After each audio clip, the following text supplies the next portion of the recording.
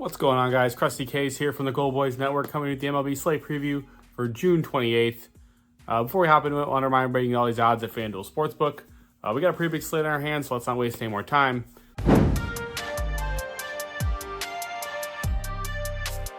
First one, Miami Marlins taking on the Philadelphia Phillies.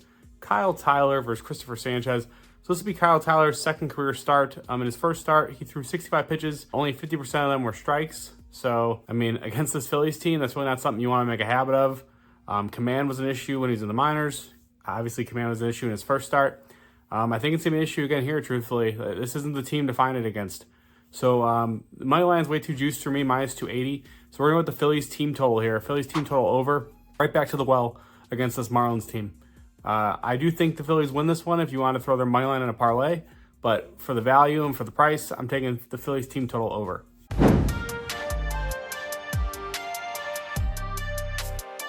Next one, the Washington Nationals taking on the Tampa Bay Rays. Mitchell Parker versus Zach Eflin. So, pretty good pitching matchup here. Eflin's a guy who kind of had like up and down season so far. He's looked a bit better his last couple starts. I do like him to pitch relatively well here against Washington. Not a team particularly hitting righties well over the last 2 weeks, so nothing to really be concerned with there. Mitchell Parker, he's been good for this Washington team. Really has. He's a lefty. This Tampa Bay team hasn't seen a ton of lefties as of late. They're a very tough team to back. Offensively, in my opinion, just way too inconsistent. But, in this one, I ultimately do like them to get the win. So I'm going to go with the Rays on the money line. It's really more of just I expect Zach Eflin to pitch well, and I'm really hoping this Rays offense can get us a couple runs. If you've watched this team, they're either going to score 8 or 0. There is no in between. So hopefully we get them on the day where they score 8, and we get this win.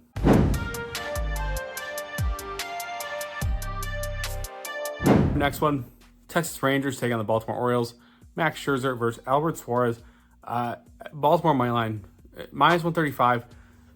I don't know if this is a respect to Max Scherzer or what it is, but I don't care. This Texas team, as we talked about yesterday, we talked about numerous times, they are not hitting this season. Over the last 2 weeks, last 30 days, WRC plus is below 70. They are bottom 3 in the league offensively with right-handed pitching. They are not a good hitting team. So why they continue to get respect on these lines, I guess because it's the Rangers, but you're not getting any respect from me. You're going to have to show me. So Max Scherzer, his first start back, looked really good. 5 innings. Only gave up 1 hit. Ultimately threw like 60 pitches, 57, I think. It was low pitch count. After the game, he complained about a thumb injury and forearm fatigue. So played the Royals, and that's a team who doesn't see a lot of pitches. On the road, they're not as good offensively. They're not hitting right now a ton. And so now you have to go into Baltimore and play probably the hottest hitting team in baseball right now. Baltimore WRC plus over 150 over the last 2 weeks, 30 days, give or take, against right-handed pitching. So I love Baltimore on the money line here, minus 135. It's a great price. And like I said, it might just be because they're giving a little bit of respect to Max Scherzer, but I don't care. He's losing his ass here.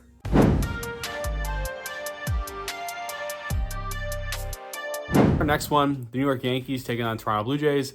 Marcus Stroman versus Yusei Kikuchi. Yankees in a bit of a free fall here. As I record this, Rodon is getting absolutely lit up by the Blue Jays. And Kikuchi's not a guy I love to back, but he's a guy who, through the years has kind of had success against this Yankees team. So I'm going back to the Jays again, man. I can't trust this Yankees team. They're in a free fall. They're not really hitting. And if you've been watching, double play after double play after double play. Situational hitting is non-existent. This team is just not playing well right now. So I can't back them, and them being favored here once again. They were favored against Barrios today, and we're on the Jays, and that's looking great. I think they're up 8-0 right now. I'm going right back to them. You're going to have to show me. Like I said, this Yankees team is in a bit of a free fall. They're scuffling, and I think we keep taking advantage of it. Stroman, we know he's going to give up a lot of contact. We know that. So this Toronto team, while I hate backing them, you saw that they did Rodon today. Stroman's a guy they're obviously very familiar with because he was on their team. Usually doesn't fare too well for some of these guys when they guys see a team that, has the book on them essentially. So give me the Jays on the money line here, plus money at home.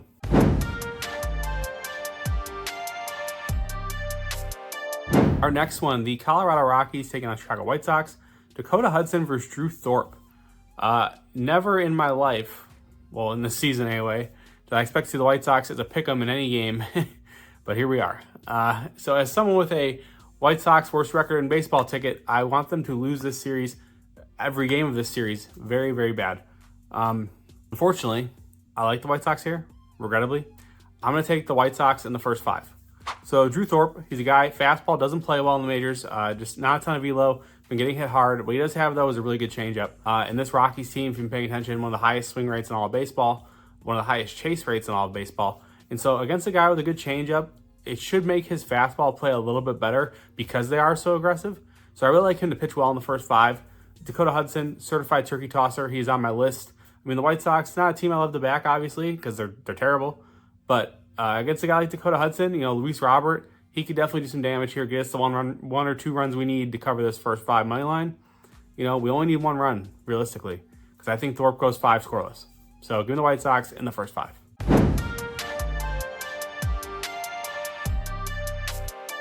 Our next one, the Houston Astros taking on the New York Mets. Ronel Blanco versus Jose Quintana. Super interesting matchup here. Quintana looked really good in his last start against the Cubs. Seemed like the Quintana we saw last year. Definitely a big change from what we've seen so far this season. Ronel Blanco, Mr. Sticky himself.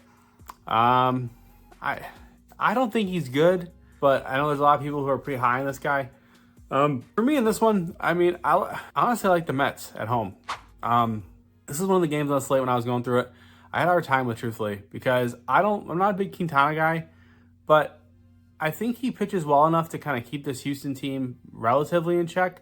And I really think that this Mets team right now, the bats are kind of starting to swing it, getting some confidence. They really, took off in the Yankees series.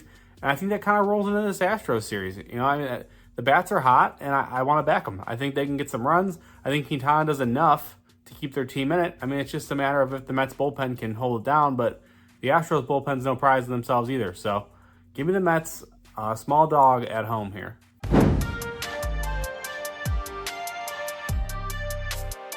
Our next one, the San Diego Padres taking on the Boston Red Sox. Randy Vasquez versus Nick Pivetta. I'm on the over.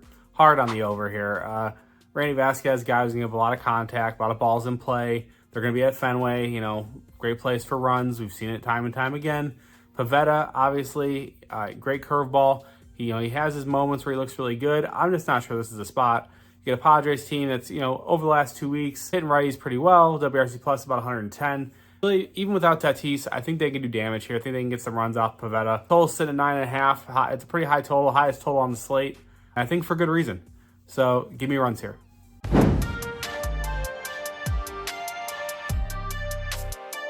Our next one, Pittsburgh Pirates taking on the Atlanta Braves. Martin Perez versus Charlie Morton. I'm on the Braves here on the money line. It's a little juice, probably put in a parlay, minus 165.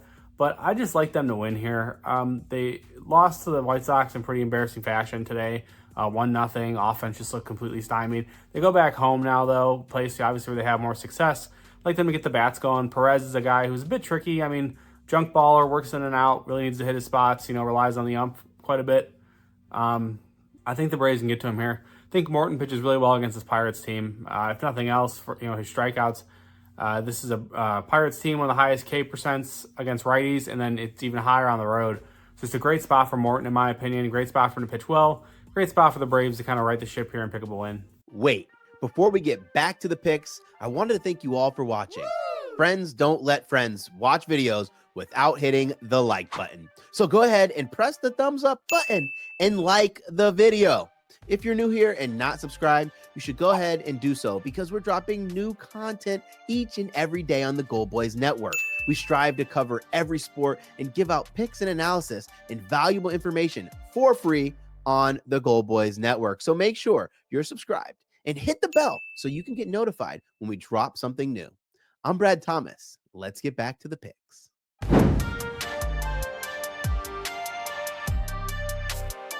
Next one, the Chicago Cubs taking on Milwaukee Brewers. Jameson Taillon versus Colin Rea. I'm on Milwaukee on the money line, minus 135.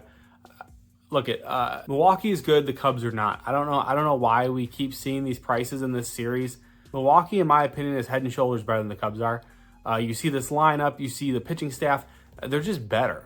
Colin Rea, he's been more than serviceable with this team. I like him. I like him in the spot. Cubs don't scare me offensively at all. Jameson Taillon, he's been good. I'm not going to say he hasn't been. Definitely been one of the most consistent arms in this rotation. But this is just a tough spot. Milwaukee at home, crushing righties, 120 WRC plus for the last 2 weeks. Really like them to just keep the bats going, man. They swept Texas. They're rolling right now. And unfortunately for this Cubs team, they're catching Milwaukee once again in a bad spot. So give me Milwaukee at minus 135 on the money line. They pick up the win. Game 1 of this series.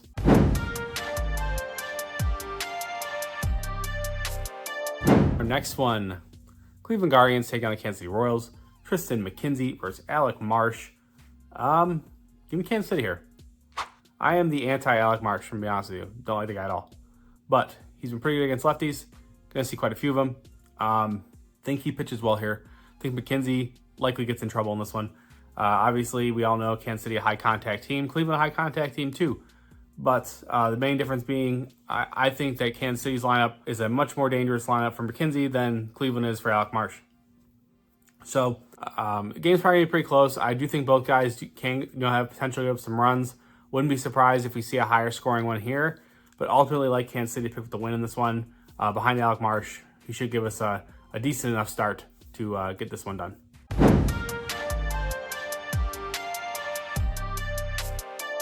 Our next one, Cincinnati Reds taking on the Cardinals.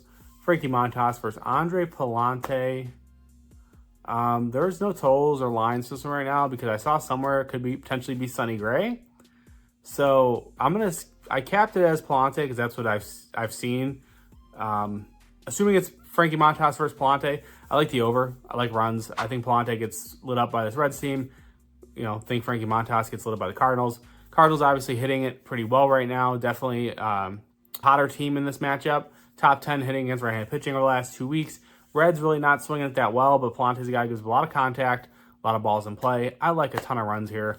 Around the over in the first game. I think it's just started. It's like 1-0 right now. So hopefully that one clears for us, and then we're going right back to the over in the next one. These two teams, to me, just breed runs. That's what I'm looking at here. Bad pitching and hitting should be able to take advantage.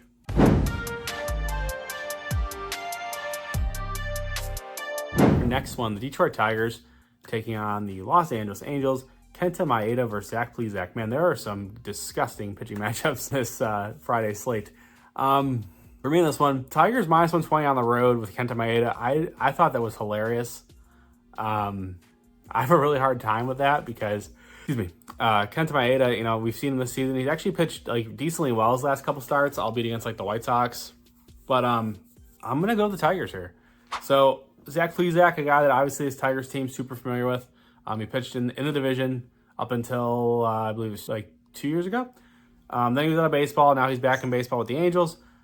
Really just like the Tigers here, solely because Maeda, he seems like he's kind of found it a bit, and I love the Tigers bullpen. So even if Maeda can only give us 5 innings, they turn over this Tigers bullpen who's been pretty much nails the entire season.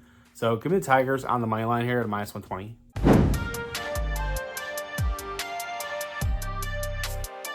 Our next one, the Minnesota Twins taking on the Seattle Mariners. Bailey Ober versus Logan Gilbert. When you get Logan Gilbert at home, what do? You back Seattle. So Seattle on money line, minus 125. Great price. Love Logan Gilbert. Obviously tough matchup. Minnesota crushing righties as of late. So definitely not going to be an easy task for him. But this guy just continues to, rise to the occasion every time he takes the bump at home. So I'm going to back him here. Obviously it's scary. I'm sure a lot of people are going to like the Twins. Because, like I said, they're crushing righties. I just caution that because I feel like maybe the quality of righty they've seen hasn't been what they're going to see here against Logan Gilbert. So give me Seattle on the money line, super playable, minus 125. Bailey Ober, I think he does pitch well. Seattle's a team, man, their offense just so frustrating to back because another team's just super inconsistent. All the names in the world, all the talent in the world, but whether or not it shows up, it's beyond me. But give me Seattle on the money line here.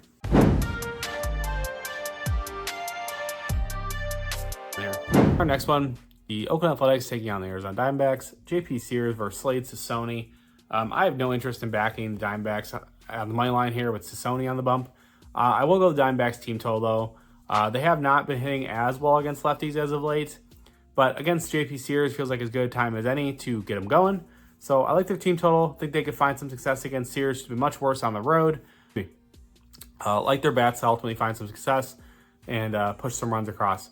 Do I think they win? Yeah, but like I said, backing Slade Sassoni is not something that I feel comfortable doing.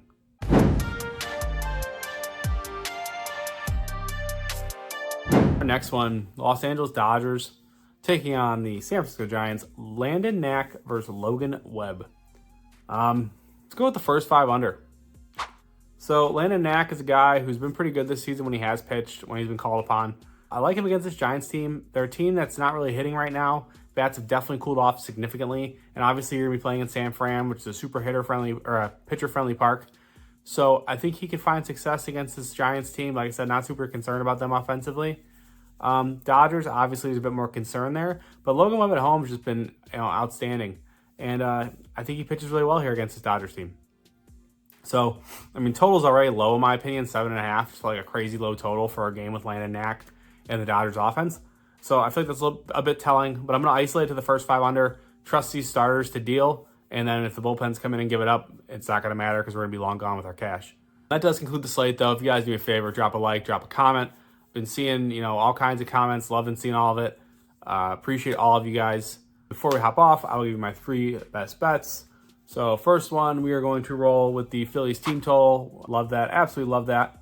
Baltimore on the money line once again. Going right back to the well there. And the White Sox money line first 5.